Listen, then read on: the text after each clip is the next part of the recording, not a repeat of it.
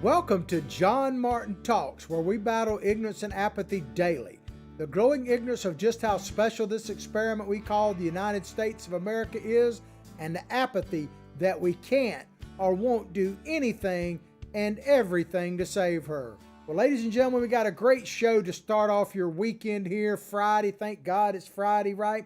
We start with a story straight out of Michigan, and that is the Michigan governor has won a court challenge to her crazy stay-at-home orders. I mean, her orders at Michigan is like topping the list in crazy stay-at-home orders. You can't even mow your own grass in some cases, and we'll get into that in just a moment. Democrats are getting more frustrated, apparently, about Biden's Me Too moment. You know, this whole thing with this Tara Reade and the sexual assault charges that are out there against him. Behind the scenes, apparently, Democrats are kind of pulling their hair out about this, don't know exactly what to do.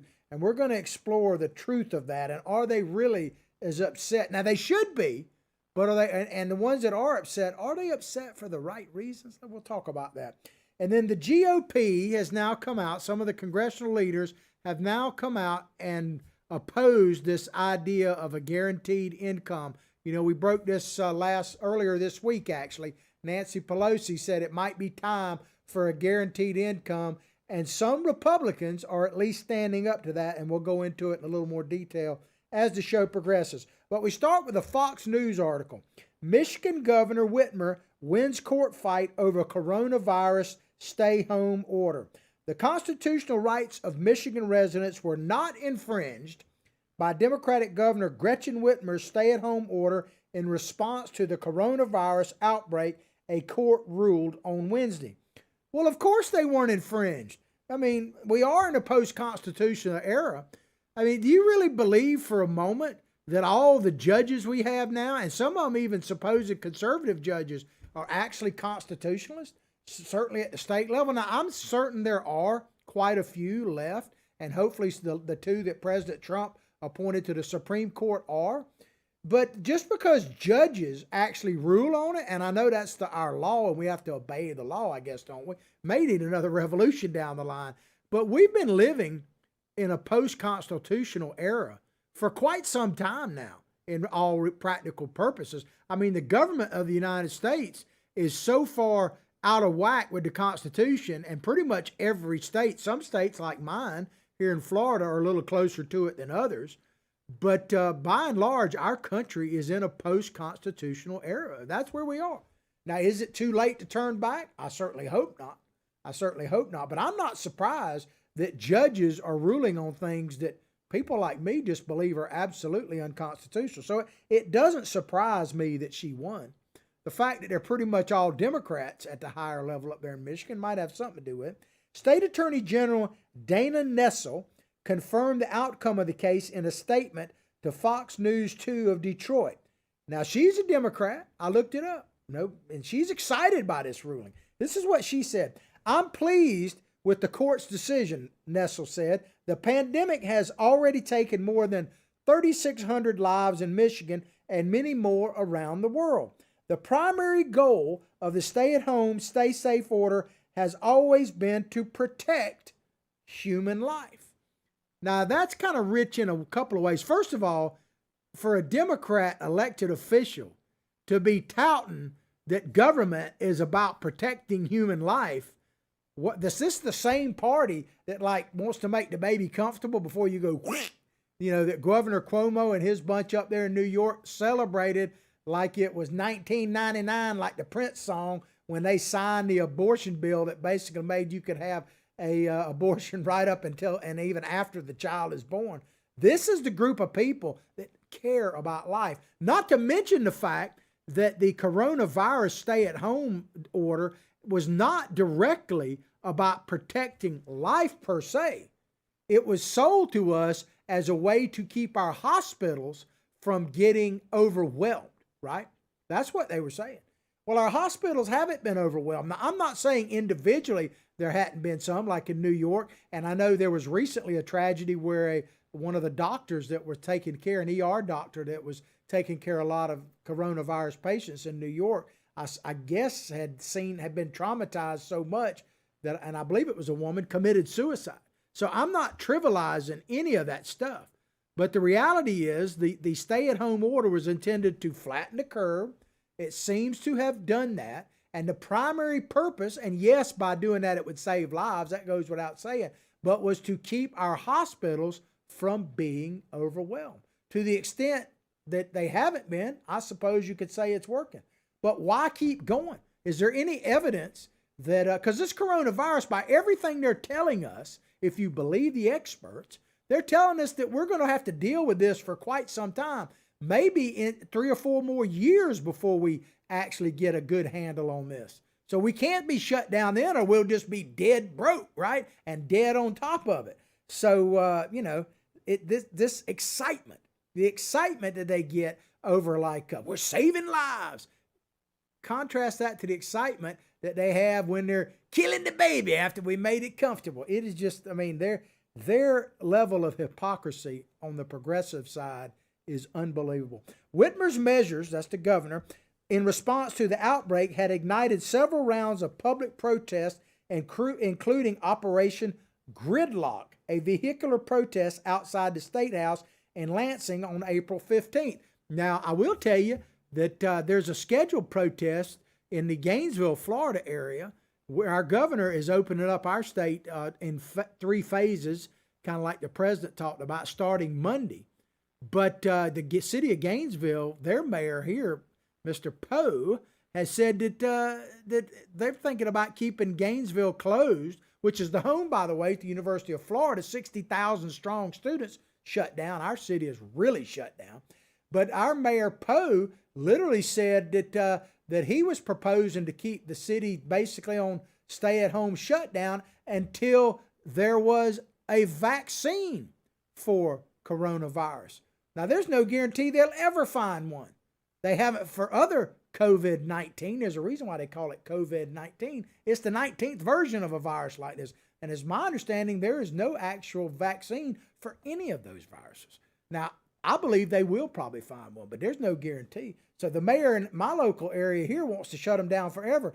Now, I'm going to try to go down there and most likely do some live streaming for that. I'll make some announcements on my Facebook page about it. But that is supposed to be Saturday about noon, I think. We'll see. I might get thrown in not only Facebook jail, but the real jail.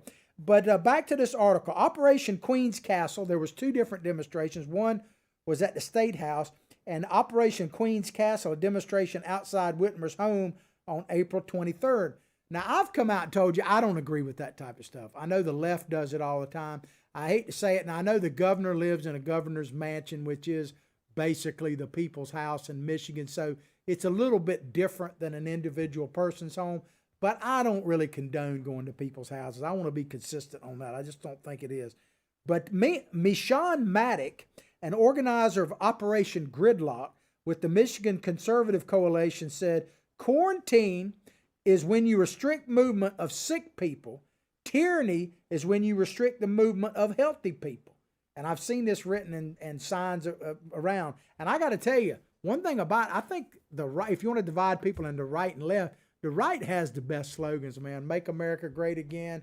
Keep America great again. Build that wall. Build that wall. As I say, build the wall better for us all. And I like this slogan here that about to, let's read that again one more time.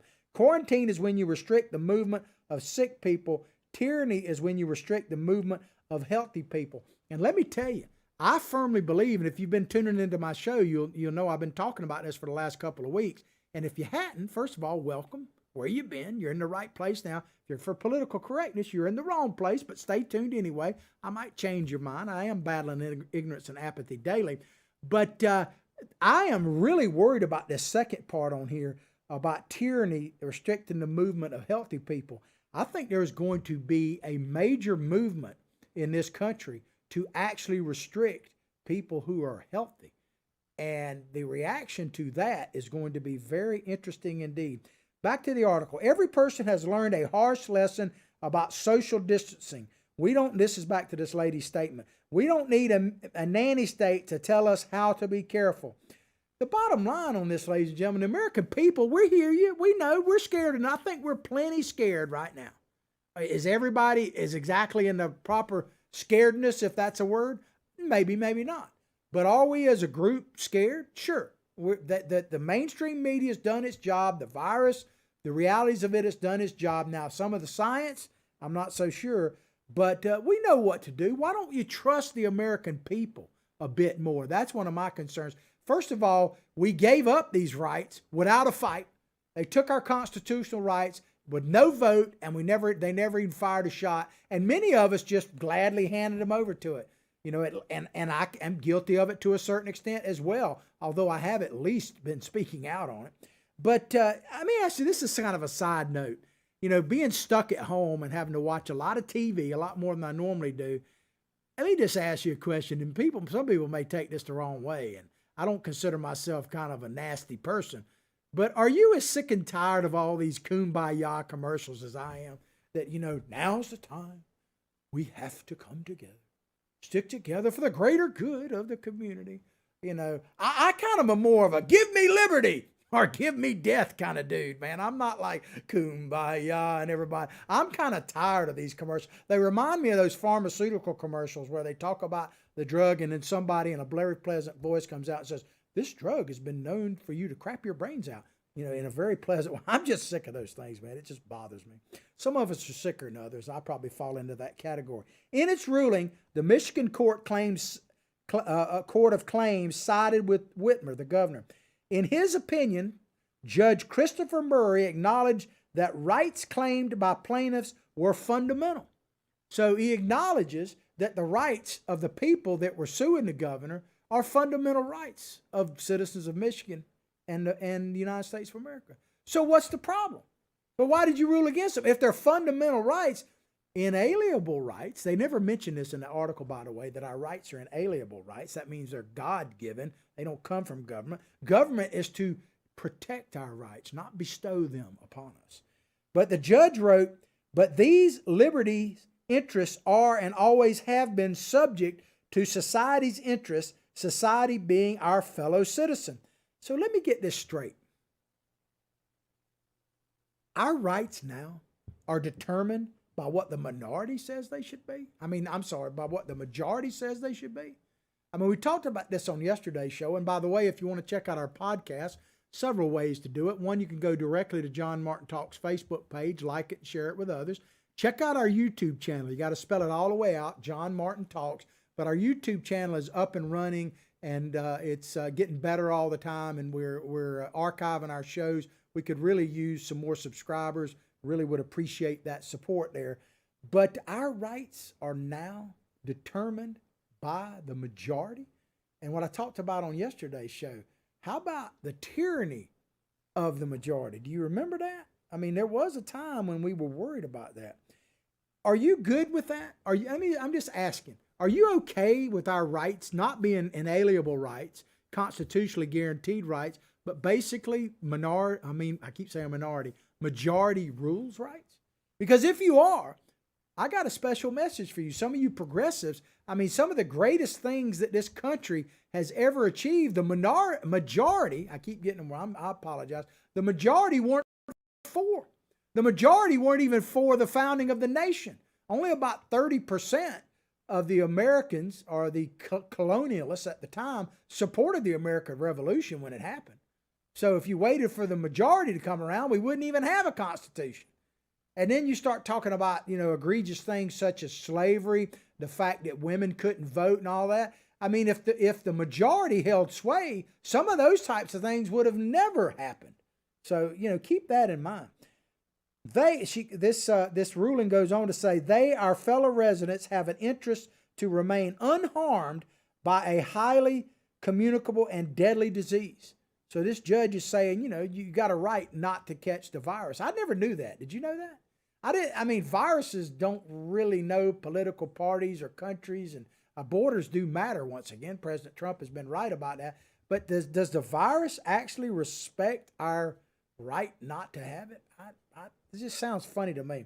And since the state entered, talking about Michigan, the Union in 1837, it has had the broad power to act for the public health of the entire state when faced with public crisis. So people have a right to remain unharmed. And I told you about the tyranny of the majority, and this is Mr. Mills wrote back in the late 1800s. He said, the tyranny of the majority, or tyranny of the masses, is inherent weakness to a majority rule in which the majority of the electorate pursues exclusively its own interest at the expense of those in the minority. This results in the oppression of minority groups comparable to that of a tyrant or a despot. Look around. We're actually moving in that direction. And maybe I'm over dramatizing this, and a month from now, all will be well. But we better stay vigilant because they are pushing us. The socialists, the progressives are pushing us in a direction they could not do at the ballot box. They're doing it right now.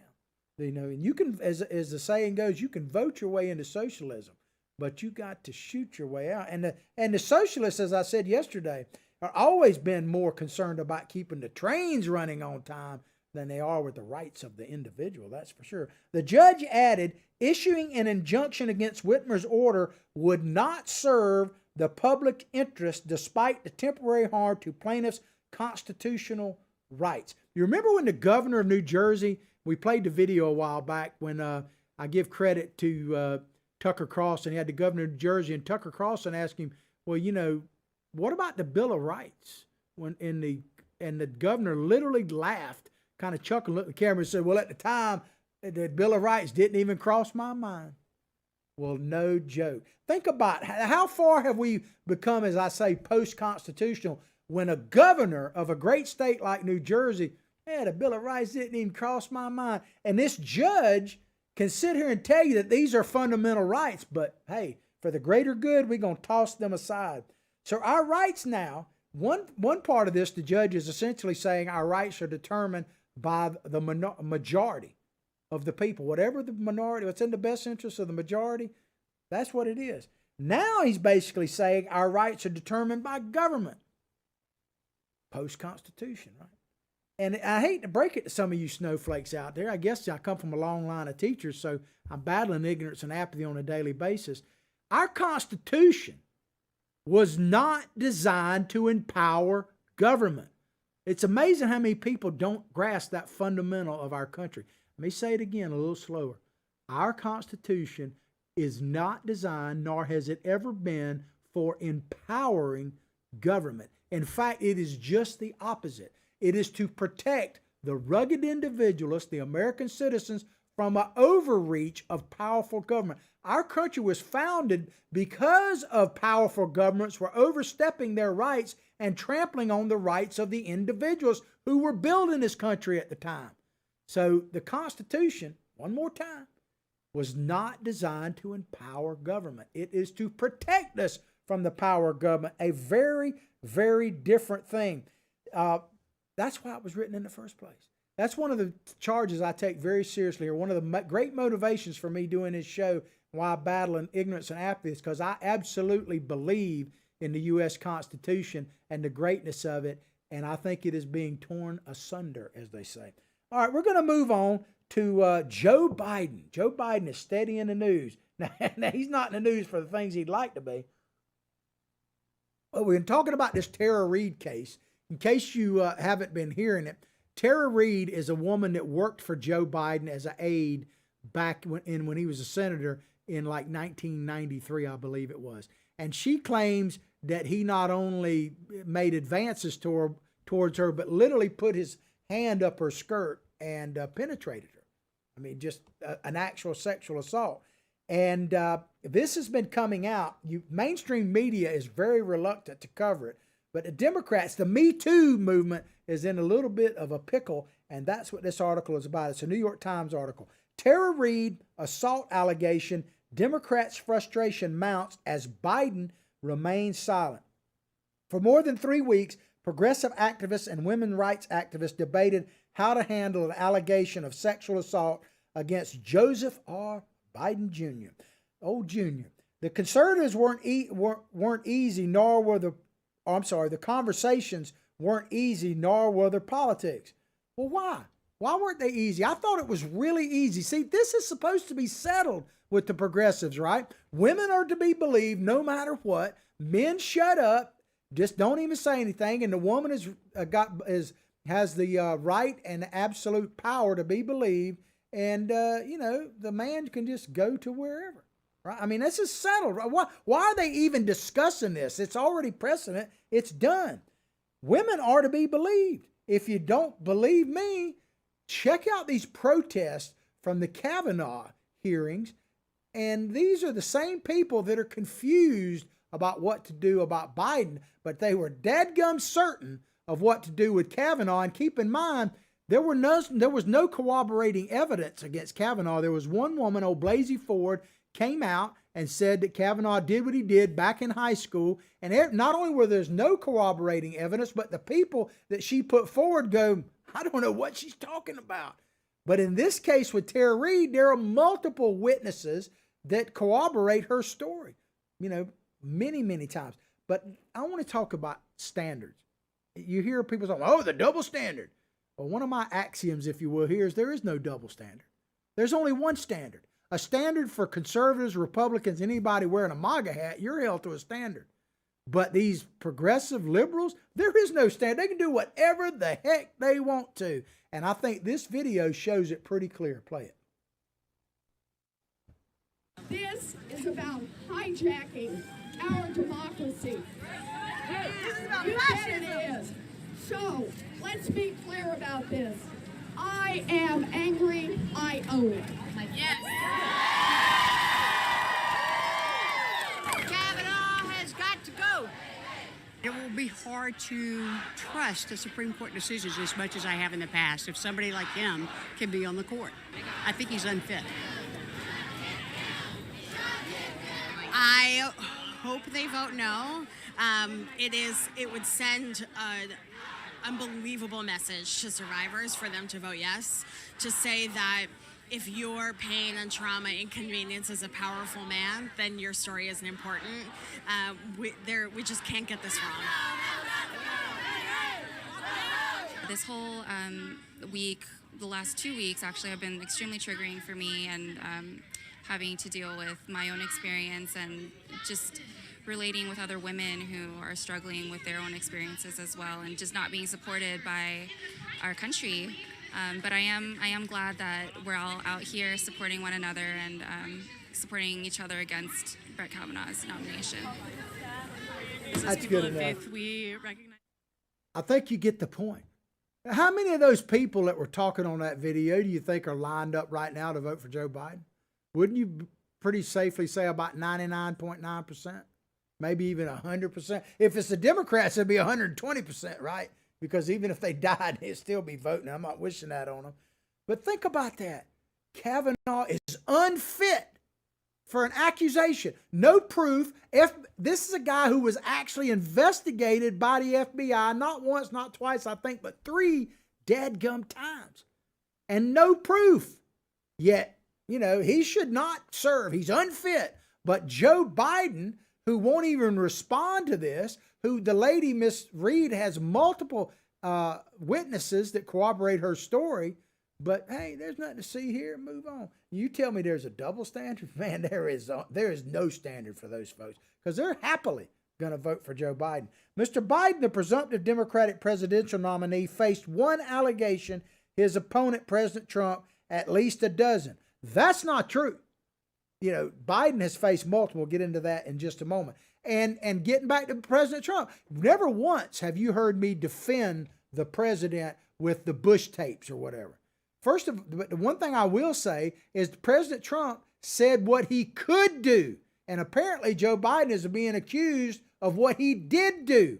And where are the women that you don't hear a peep about these women that supposedly accused the president? Do you really believe with all the BS that this president has had to face, if there was any credibility to that, they wouldn't have these women up front 24/7?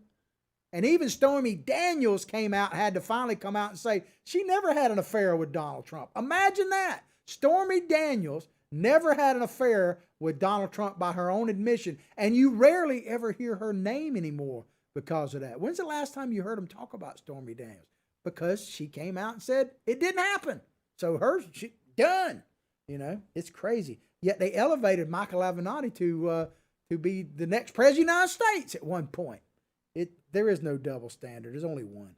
Finally, several of the women's groups prepared a public letter. So these hashtag Me Too gals, a public letter that praised Mr. Biden's work as an outspoken champion of survivors of sexual violence, but also pushed him aside, pushed to address the allegation from Tara Reid, a former aide who worked for Mr. Biden's Senate office in the early 1990s. They praise his work. So the fact that he it's certainly debatable, but let's just, for the sake of conversation, give old Joe the benefit of the doubt and say he's been a champion for women's rights. What difference does that make in the case of an allegation of sexual assault? There are many people who say they love children, and we find out they loved them a little too much, right? So this idea that somehow his works absolve him of this charge only comes from the left. You never hear them talk about that from the right, or you don't even hear the people on the right, if you want to call it that, say that. Kavanaugh was a model citizen. Kavanaugh had never had anything like this come up in his past. It wasn't until he got to the Supreme Court. They didn't even say it about it. They were keeping their powder dry. When Kavanaugh was up for the appointment of the judgeship he got before the Supreme Court, that never came up, right? It wasn't a problem. And the only reason Kavanaugh was a problem, one, it was Trump. And Kavanaugh was not even considered any kind of ultra conservative. But he was threatened, so to speak, because they might actually be against abortion. That was all that Kavanaugh fiasco. It had nothing to do with Blasey Ford. It was trying to stop anybody from getting on the court that might vote against Roe versus Wade. That is it. But Kavanaugh was a model citizen, man. He raised it at the time he was accused of all this in his hearing. He was raising a couple of daughters. He was a volunteer extraordinaire by every account as a coach of girls basketball locally. He was known for that. And it's not like he wasn't a bit busy. But what did that get him? It got him literally a woman, remember this, a woman, a Democrat, I'm sure, sitting in the crowd at the hearing, and she opened up her skirt and let her menstrual cycle go on the floor in the hearings. Yes, that's the kind of people that were hammering Kavanaugh. That's a true story. The draft letter that they haven't sent, by the way, and they're not going to, said Vice President Biden has the opportunity right now to model how to take serious allegations seriously. Seriously? The weight of our expectation matches the magnitude of the office he seeks. Now, Kavanaugh was unfit, but apparently Biden. What difference does it make what he says? You know, they're asking that Biden needs to come forward. He hadn't done anything. What difference does it make what he says? Haven't they already set the precedent that that not only is a woman to be believed, but a man should just, well, let's hear it from a woman. Play this video.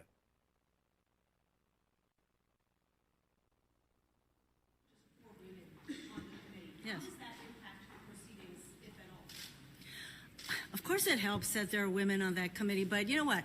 I expect the men in this country and the men in this committee, and many of them, believe me, because we all signed on to this letter to demand an FBI investigation, but really, guess who's perpetuating all of these kinds of actions? It's the men in this country, and I just want to say to the men in this country, just shut up and step up. Do the right thing. That's good enough. Do the right thing. So not only are women to be believed, no matter what they say, that precedent's already been set, right?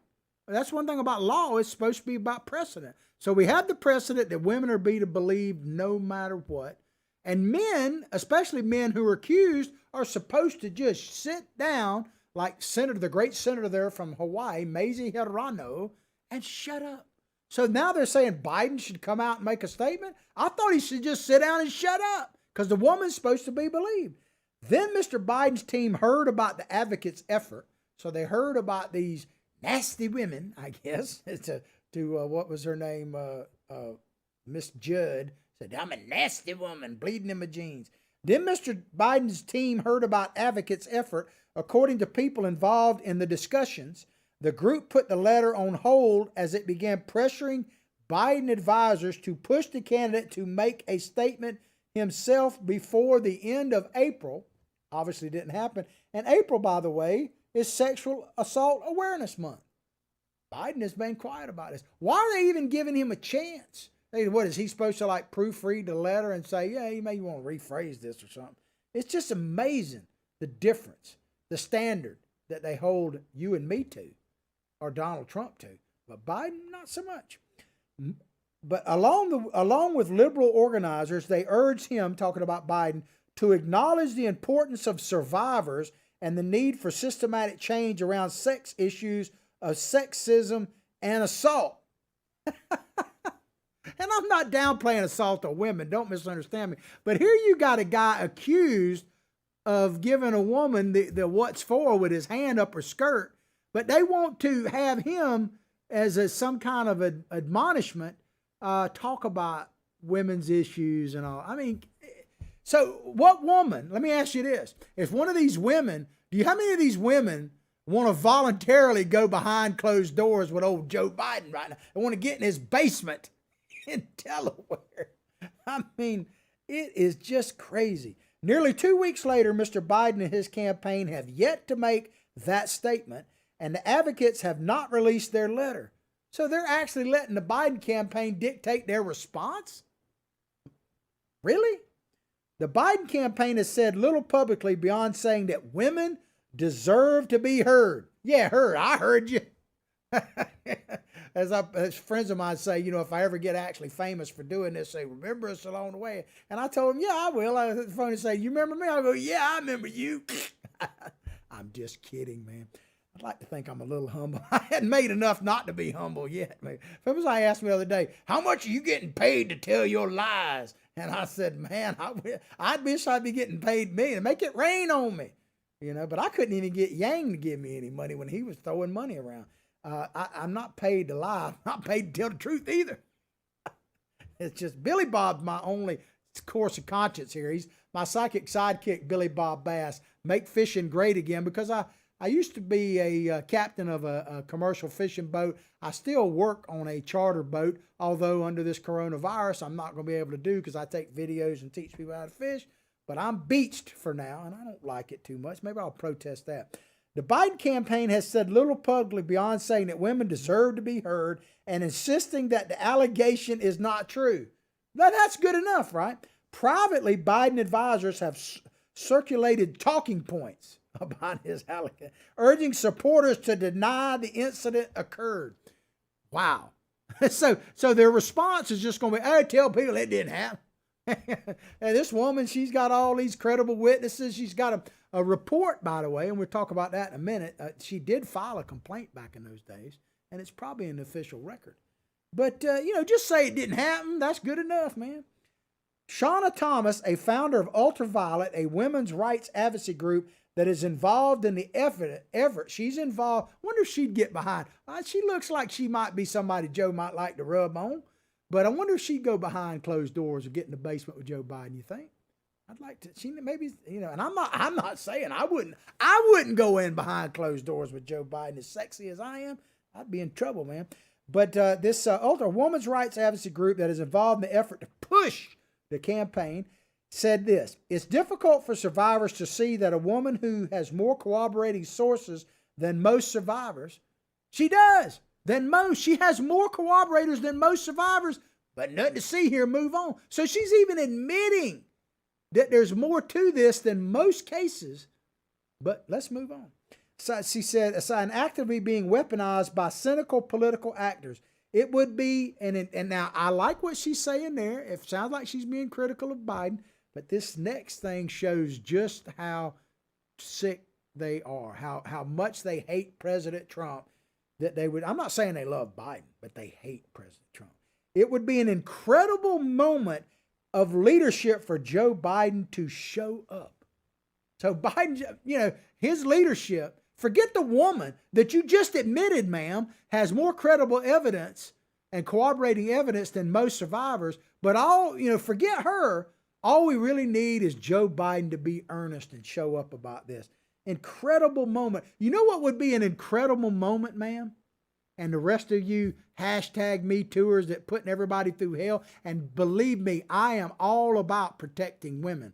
And I've told you this. If you're new to the show, you probably hadn't heard it. But first of all, if you're new to the show, howdy. But where you been? You're in the right place now. But I used to be a drug treatment counselor for like 15 years. And I worked with women. I had clients that were women. I did groups with them. And it amazed me and broke my heart to know how many women had been sexually abused. It was an incredible number. And men too, but mostly women. And then I found out that women I know had actually been abused, that kind of thing. People that I was close to, not by, me, of course, but I'm a loving kind of guy, but had been abused. It breaks my heart. So I'm down with it. And what really pisses me off is if you're going to be consistent about the Me Too movement, and you're going to say that women should be believed, then what would really be incredible, she said it would be an incredible moment for Biden to step up to the plate. Just, acknowledge that he did or didn't do it. What would really be an incredible moment is if you people out there in this hashtag Me Too movement could put aside your Trump derangement syndrome and live up to have the courage of your own convictions. That would actually be an incredible moment, because you're doing more harm by letting Biden have a pass on this than anything else that has happened to these women. Let me ask you this. If Biden gets a total pass on this, how does that make women feel about coming forward? Just saying. Isn't that the big thing that they're worried about? Women having the courage to come forward? Are they going to have more or less courage to come forward if this Tara Reid lady gets pushed aside? Just asking for a friend. Top Biden aides are telling, let me check my time, doing okay. Top Biden aides are telling allies that they do not see the allegation resonating. You really need to listen to this. And even if you're a member of the hashtag Me Too movement, if you care about women, forget Donald Trump for a minute or Joe Biden. This paragraph should piss you off. It does me. The top Biden aides are telling allies they do not see the allegation resonating with voters in a measurable way.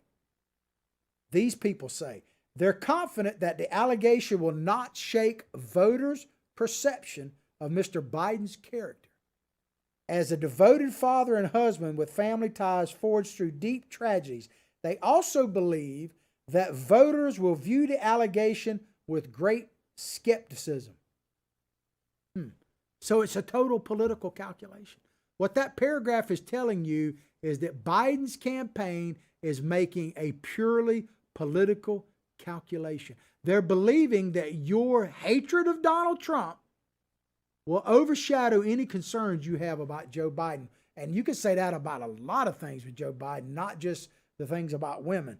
But all of that is likely true, what they're saying in there, that people will ignore it. It's likely true. Part of the reason they'll ignore it is because they're only going to hear about it in any meaningful way by watching shows like JMT. That's why you need to share this show as far and wide as possible. That's why we need to build up to having 100,000 people watching this show, because they're not going to get it from CNN, MSNBC, and even Fox News. The news part kind of dodges some of this. So if you want this kind of information, we need your support. But, so it's, like I say, it's as likely true. But my question, what about the actual truth? I'm saying that the political calculations they're making are probably true. But what about the truth itself? That seems to be totally absent of even consideration here. A Biden advisor said the campaign was talking to activists and that Mr. Biden considered their views important. Bless his heart. They consider your views important. These women that actually came forward, maybe not so much. The Biden campaign talking points, which were first reported by BuzzFeed, instruct supporters, this is their talking points, to describe the candidate as a fierce advocate for women who has never faced, listen to this, has never faced, you want to know, let me back up before I read it. You want to know just how stupid they think you are? And just how Trump derangement syndrome you snowflakes and you Me Too movement have? This is how much right here. A hell of a lot. It says the fierce African woman who has never faced any complaint. This is coming from the Biden campaign. Allegation, hint, or rumor of any impropriety or inappropriate conduct. Ladies and gentlemen, I hate to break it to you, and some of you snowflakes are going to melt when I say this, and I'm going to show you a video in just a moment. But if I melt, you deserve to be melted. Let me calm down, because I started to scream this, but I'm just going to say it quietly. Gather myself. Let me read this part one more time. There's never a complainer out there, a hint or rumor of any impropriety or inappropriate conduct. That, ladies and gentlemen, is what they call an absolute lie. Not a little white lie, not a maybe or half truth. It is a lie, period. Check out, this is just one video I want to play for you of a, talk about a credible person. This lady was a member of the legislature in Nevada, and I believe she actually became lieutenant governor of this great state of Nevada at one point, and a staunch, hardcore woman activist and Democrat all to boot, and fairly progressive from what I understand. And she said this. Vice President Joe Biden prepares for a potential 2020 presidential bid. His well-known physically affectionate style is being called into question. The Nevada politician who said he made her feel uncomfortable. CBS 4's Laura Podesta has the alleged incident. The woman accusing former Vice President Joe Biden of acting inappropriately is now talking about the incident with CBS News. Lucy Flores, a Democrat and former Nevada Assemblywoman, describes on today's CBS This Morning what happened when Biden approached her as she prepared to give remarks at a 2014 rally. He smelled my hair, and then he leaned in further and planted this slow kiss on the top of my head. And while all of this is happening, my brain is just kind of trying to process it. And I'm just thinking to myself, why is the Vice President of the United States of America touching me and kissing me and smelling me? Flores first wrote about the incident in an article published on TheCut.com Friday, saying it made her feel uneasy, gross, and confused. It's a well-known facet of Biden's persona to openly show affection in public to both men and women. In a statement Sunday, Biden said, "In my many years on the campaign trail and in public life, I have offered countless handshakes, hugs, expressions of affection, support, and comfort. And not once, never, did I believe I acted inappropriately." Laura Podesta, CBS News. And here's the thing. No one has accused Ms. Flores really of lying. I mean, there's video evidence of him doing it. She's telling you that she felt that he made inappropriate contact with her, and still she probably voted for him. I'm just saying, this idea that that Biden has never done anything like this before, never even been remotely accused of it. They know it's a lie. They think you're just so stupid, or that you're so sick with Trump derangement syndrome, and they're probably right on that second part for sure. It doesn't matter what Biden does, because it's all about, there's no one passionately for Joe Biden, probably not even his wife. It's that the Biden campaign is 100% anti-Trump. That's all it is. It just is. And if you're going to hate Trump so much that you're going to give this guy a total pass, I don't want to ever hear you talk about that you care about women at all. I never want to hear that from you. Last year, Ms. Reed was one, this is the article saying this, and they're not even challenging Biden's campaign statement. They're just stating it. It's like later on in the article, but I cut and pasted it here. Last year, Ms. Reed was one of 8 women who came forward to say that Mr. Biden had kissed, hugged, or touched them in ways that made them feel uncomfortable. 8 women have come forward about Biden. But the article said, and the Biden campaign said, it's never happened. God, wow. They think you're either pretty stupid or pretty sick with TDS. I'm telling you that. The talking points were also inaccurately suggested that the investigation by the New York Times this month found the incident did not happen. That was what Stacey Abrams said. She said, the New York Times said it didn't happen. That's one of the talking points. She was right on time with that. She's trying to be VP. But the New York Times itself said this: In a statement issued Wednesday, the Times noted that the investigation made no conclusion either way. The NYT, the New York Times, said they made no conclusion. Now, you know, come on. The New York Times is totally in the tank for progressive leftists and the Democratic Party. They hate Donald Trump with a passion. If they had any evidence that this did not happen, there would be front page stories about how Biden is wrongly accused. The fact that they literally made a statement saying no conclusion either way, I mean, I hate to be like this, but that tells me Biden is guilty, man. Mr. Biden has yet to be asked about the allegation in an interview, no questions, not in the debate, anything, in a joint appearance with Hillary Clinton that was live streamed on his website Tuesday. Well, let's just hear from Hillary Clinton about what she thinks about women. Check this out. I want to send a message to every survivor of sexual assault. Don't let anyone silence your voice. You have a right to be heard, and you have a right to be believed. We're with you. Well, there you go. She's with you. But she endorsed Biden. So apparently she's full of crap too. There's a shocking piece of evidence for you. Let's read this last paragraph and then we'll move on. As he seeks to unite, talking about Biden, the Democratic Party after the primaries and pivot to a general election against Mr. Trump, Ms. Reid's allegation remains a subject of intense discussion in the political world. Really? Is it intense? It's intense on one side. It's intense here. But if true, use the Democratic phrase, if true, why is there any discussion at all? Why isn't there just simply an investigation into this? Why doesn't Joe Biden release his private records from the University of Delaware? There's allegation. Ms. Reid said she filed a formal complaint back in '93, and there must be in those records. Otherwise, Biden would release them, right? But he won't release them. And the New York Times won't come to any conclusion. I'm telling you, I hate to say it because I don't want to condemn any man without a fair trial, so to speak. But there is overwhelming evidence that there is something to this. And, well, ask Biden. Let me just say, we did hear from Biden back in the debates when he said how he would handle domestic violence issues against women. So maybe we did actually hear from Biden. Check this out. And keep punching at it and punching at it and punching at it.